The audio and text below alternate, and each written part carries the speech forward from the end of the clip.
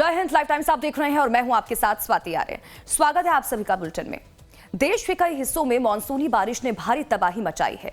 मूसलाधार बारिश के चलते सड़कें जलमग्न हो चुकी हैं, कई जगहों पर पेड़ उखड़ चुके हैं और कई इलाकों में जनजीवन प्रभावित हुआ है। तो वहीं भारी बारिश के चलते गुजरात में 13 लोगों की मौत, महाराष्ट्र में 13 लोगों की मौत, उत्तर प्रदेश में 10 लोगों की मौत, केरला में 6 लोगों की मौत, दिल्ली में 3 लोगों की मौत और त्रिपुरा में 1 व्यक्ति की मौत हो गई है। उत्तर प्रदेश में रिकॉर्ड बारिश के बाद कई जिलों में बाढ़ जैसे हालात बन चुके हैं, जहां दीवार गिरने और नदी में बहने जैसी घटनाएं सामने आई हैं। तो वहीं पहाड़ी राज्यों में भूस्खलन और पुलों को नुकसान पहुंचने की घटनाओं के बीच प्रशासन और राहत टीमें अलर्ट पर हैं। तो ये अलग अलग तस्वीरें आपको दिखा रहे हैं। मॉनसून ने जैसे ही दस्तक दी, अपने साथ साथ हादसे भी लेकर मॉनसून एक बार फिर से लौट चुका है। कई लोगों की मौत हो चुकी है, कई जिले जलमग्न हो चुके हैं, लोग परेशान होते हुए नजर आ रहे हैं और पहाड़ों में तो इससे भी ज्यादा बुरा हाल देखने को मिल रहा है।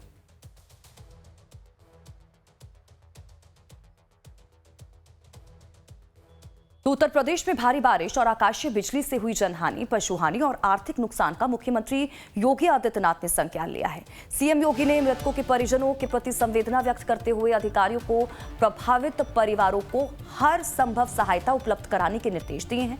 मुख्यमंत्री योगी आदित्यनाथ ने नुकसान का आकलन कर 24 घंटे के अंदर नियमानुसार मुआवजा देने को कहा है। सभी वरिष्ठ अधिकारियों को फील्ड में उतरकर प्रभावित इलाकों का जायजा लेने और पीड़ित परिवारों से लगातार संवाद बनाए रखने के निर्देश दिए गए हैं।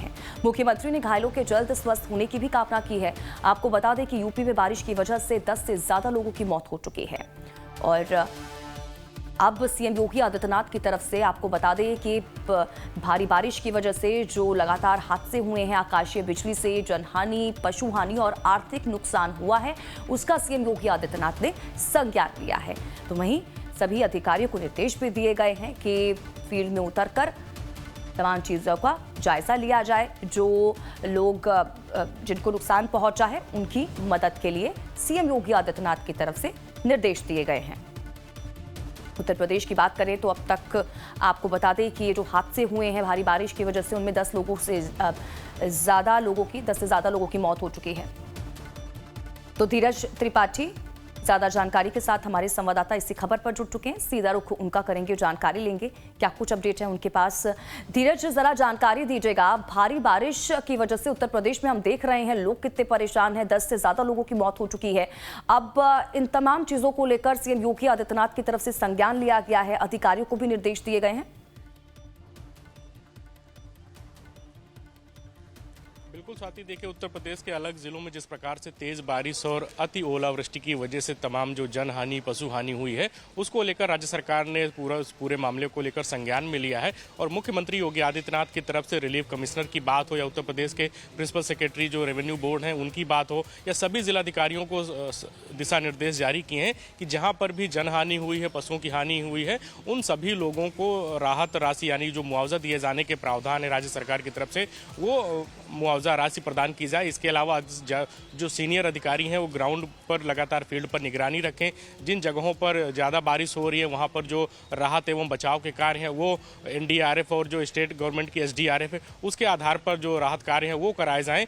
तो सरकार इस पूरे मामले का संज्ञान ले रही है, जहाँ पर करीब उत्तर प्रदेश के अलग अलग जिलों में करीब 1 दर्जन के आसपास लोगों की मौत हुई है तेज बारिश से। कुछ जो कच्चे मकान गिरे हैं या कई जगहों पर जो बिजली गिरने से घटनाएं हुई हैं, उसको लेकर मुख्यमंत्री ने इस पूरे मामले का संज्ञान लिया है। और अफसरों को यानी कि जो प्रिंसिपल सेक्रेटरी रेवेन्यू बोर्ड हैं या जो रिलीफ कमिश्नर उत्तर प्रदेश के हैं उन्हें दिशा निर्देश दिए हैं, जिलाधिकारियों को दिशा निर्देश दिए हैं कि सबको जो राहत कार्य है, जो मुआवजा राशि दिए जाने के प्रावधान है, वो 24 घंटे के अंदर जो पीड़ित परिवार है उनको दिए जाएं। और इसके अलावा सरकार की तरफ से एक एडवाइजरी भी जारी की जा रही है कि जिन जिलों में खास करके जो ग्रामीण इलाकों में जो कच्चे घर हैं और तेज बारिश की वजह से वो घर गिर रहे हैं, उनके आसपास भी लोग ना रहें और जो उन्हें दूसरी जगहों पर शिफ्ट कराए जाने की जो व्यवस्था है वो कराए जाए, जिससे तेज बारिश या जो अति ओलावृष्टि हो रही है उसकी वजह से ज़्यादा जनहानि न होने पाए। तो सरकार इस पूरे बारिश के मौसम को लेकर लगातार सक्रिय है और मुख्यमंत्री योगी आदित्यनाथ ने अफसरों को इसको लेकर दिशा निर्देश भी जारी किए हैं। जी चलिए ठीक है धीरज, बहुत बहुत शुक्रिया इन तमाम जानकारी के लिए और हमारे साथ जुड़ने के लिए। आप नजर बनाकर रखिएगा, आपसे आगे भी जुड़ेंगे, अपडेट्स लेते रहेंगे।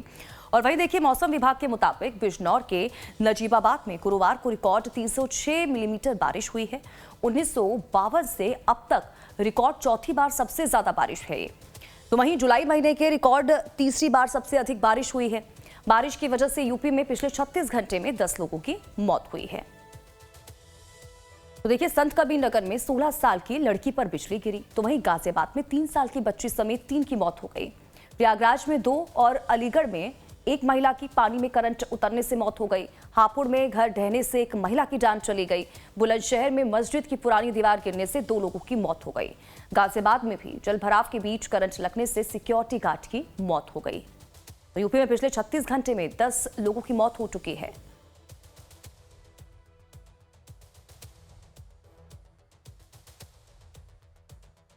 तो वहीं अगर बात उत्तराखंड की करें तो उत्तराखंड में भारी मानसूनी बारिश के चलते कई नदियों का जलस्तर तेजी से बढ़ चुका है, जिससे कि प्रशासन अलर्ट मोड पर है। देहरादून में सौंग नदी उफान पर है, जबकि अलकनंदा और मंदाकिनी नदियों के बढ़ते जलस्तर का असर रुद्रप्रयाग में भी दिखाई दे रहा है। नदी किनारे रहने वाले लोगों और पर्यटकों को सतर्क रहने की अपील की गई है। मौसम विभाग ने राज्य के कई इलाकों के लिए रेड अलर्ट भी जारी किया है।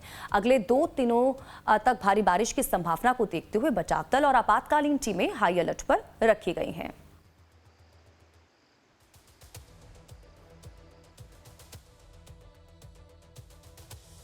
उत्तराखंड के पौड़ी गढ़वाल जिले में मौसम विभाग के ऑरेंज अलर्ट के बाद प्रशासन ने एहतियाती कदम उठाया है। जिलाधिकारी स्वाति एस भदौरिया ने आज जिले के सभी विद्यालयों में अवकाश घोषित कर दिया है। आदेश के तहत कक्षा 1 से लेकर 12वीं तक के सभी सरकारी और निजी स्कूल बंद हैं। इसके साथ ही आंगनबाड़ी केंद्रों में भी छुट्टी रखी गई है। भारी बारिश, आकाशीय बिजली और नदी नालों के जलस्तर बढ़ने की आशंका को देखते हुए फैसला लिया गया है। प्रशासन ने लोगों से खराब मौसम में अनावश्यक यात्रा से बचने और सुरक्षा निर्देशों का पालन करने की भी अपील की है। उत्तराखंड के अंदर भी 24 घंटे अलर्ट रहने को निर्देश आपदा कंट्रोल रूम, आपदा विभाग के द्वारा निर्देश दे दिए गए हैं। वही आपदा सचिव ने भी तमाम अधिकारियों को निर्देश दे दिए गए हैं। उत्तराखंड के अंदर बात करें तो पौड़ी जिले में भी जिलाधिकारी स्वाति एस भदौरिया ने भी सभी अधिकारियों को निर्देश दे दिए गए हैं कि जिस तरह से लगातार 24 घंटे से बारिश हो रही है और बरसात शुरू हो चुका है, इसके कारण से कई ग्रामीण क्षेत्रों में लगातार बारिश के बाद ग्रामीण क्षेत्रों में रोडें बंद हो रही है, जिसके लिए जिला प्रशासन ने सभी अधिकारियों को निर्देश तत्काल पर रहने को और साथ ही साथ फ़ोन को ऑन रखने की 24 घंटे ऑन रखने की भी इजाज़त दी है। स्वाति एस भदौरिया ने आज कक्षा 1 से कक्षा 12वीं तक के छुट्टी की बच्चों की घोषित भी कर दी है। साथ ही साथ जिला प्रशासन ने तमाम सभी अधिकारियों को निर्देश दे दिए गए हैं कि जहां कहीं पर भी रोडें बंद होती तत्काल वहां पे खोला जाए।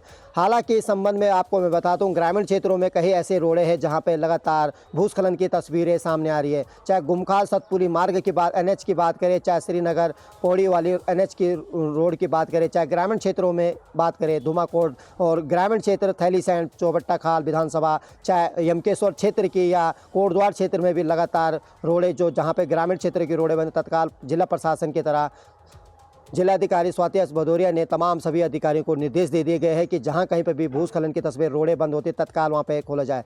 24 घंटे मौसम विभाग के अलर्ट जाने के बाद अब एक बार फिर मौसम ने लगातार बारिश के बाद अब कहीं ना कहीं ग्रामीण क्षेत्रों में भी आम जनता की मुश्किलें बढ़ा दी गई है। लाइव टाइम्स के लिए पौड़ी गढ़वाल से भगवान सिंह की रिपोर्ट।